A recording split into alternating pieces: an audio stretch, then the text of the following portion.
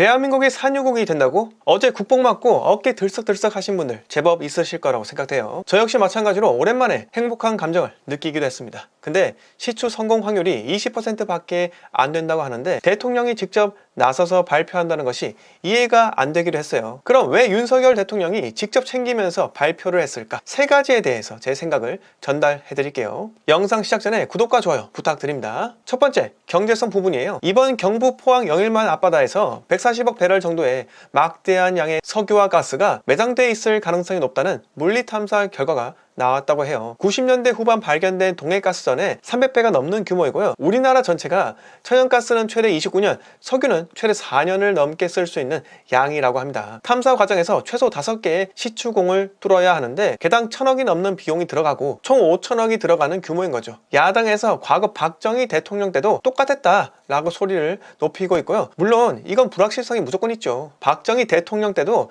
김영삼, 김대중 형님들이 쌀도 모자라는데 왜 고속도로? 라며 경부고속도로 반대하고 드러누웠잖아요. 5개 중 무조건 1개는 나온다 라는 말이 아니고 5개 모두 아무것도 안 나올 수도 있다고 해요. 탈원전 때문에 한전이 박살이 난 건 사실이고 효율 떨어지는 태양광 풍력 때문에 설치한 사람뿐만 아니라 산림도 크게 훼손이 되었죠. 그런데 산업차관이 전기와 가스 요금의 적절한 인상 시점을 지금 찾고 있다고 합니다. 경제가 어려운데 국민들의 부담은 늘어나잖아요. 여기서 석유와 가스가 나온다면 어떻게 될까요? 5천억 투자로 국민들 부담이 줄어드는 겁니다. 거기에 따른 경제 유발 효과 어마어마하고요. 불확실성이 있는 5천억을 쓰는 것 때문에 야당이 지금 천문학적인 돈을 멋대로 쓰냐, 지금 점쟁이하고 붙어 먹었니 많이 하고 있는데, 참고로 민주당이 국민 모두에게 인당 25만원 나눠준다고 하는데 소요 예산이 무려 13조 원인 거예요. 그거 나눠줘봤자 아무런 효과도 없는 일회성 정책이잖아요. 코로나 때 재난지원금 받았던 거 기억나시죠? 국민들 살림살이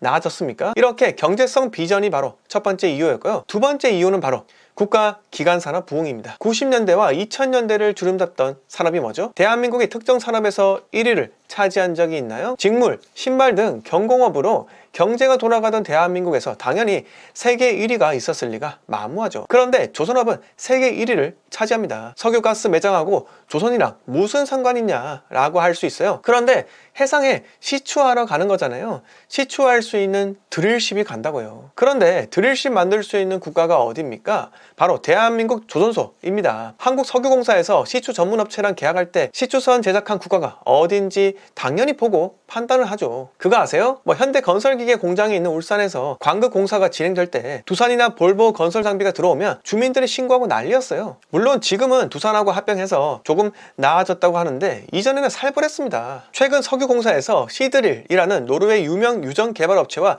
시추 계약을 체결했다고 해요. 여기에 삼성중공업이 건조한 시추선 웨스트 카펠라가 투입된다고 합니다. 만약에 탐사가 성공하면 어떤 일이 벌어질까요? 드릴십은 대한민국 조선소라는 공식이 생기는 거예요. 두 번째 이유로 저는 조선업 부흥을 위해 대통령이 내린 결단이다 라고 생각합니다. 자, 마지막 이유, 정치적인 위기. 윤석열 대통령 지지율이 하락하면서 정치적으로 불리한 것은 사실이에요. 특히 식물국회가 아니라 동물국회죠. 힘센 형님이 문 앞을 딱 지키고 있으니까 법 개정하려고 해도 아무것도 못하잖아요. 민주당에서 지지율 만회하기 위한 정치쇼라고 하는데, 아니 제가 이해가 좀 안 되는데 지지율 상승시키려고 하는 행동이 잘못되었나요? 전세 사기 특검법 통과시키려고 난리치는 것은 민주당 지지율 상승시키려고 하는 거 아닌가요? 민주당 박찬대 원내대표가 종부세 폐지 발언한 게 보수 표밭에서 지지율 올리려고 하는 거 아닌가요? 주당의 형님들 공격할 거 공격하세요. 정치를 좀 대국적으로 하십시오. 아무튼 이번 영상에서 영일만 석유가스 매장 가능성에 대해 왜 윤석열 대통령이 직접 나서서 발표했을까? 이 세 가지 이유에 대해 제 생각을 말해봤습니다. 일단 올 연말 탐사가 들어가면 내년 상반기에 결과가 나온다고 해요. 그리고 매장 사실이 확인되면 2027년에서 28년 사이에 공사를 시작해서 2035년에는 상업적인 개발이 가능하다고 해요. 한국은 북한, 일본, 러시아, 중국으로 둘러싸여 있는데 자체적인 에너지 생산이 반드시 필요한 나라입니다. 제 개인적으로도 국가가 그래도 적극적으로 나서서 작은 가능성이라도 보인다면, 새로운 도전을 하는 모습을 계속 보인다면 대한민국의 미래는 밝다 라고 생각합니다. 오늘 내용 여기까지 하고요. 영상 마음에 들었으면 구독과 좋아요 그리고 멤버십 가입까지 부탁드립니다. 감사합니다.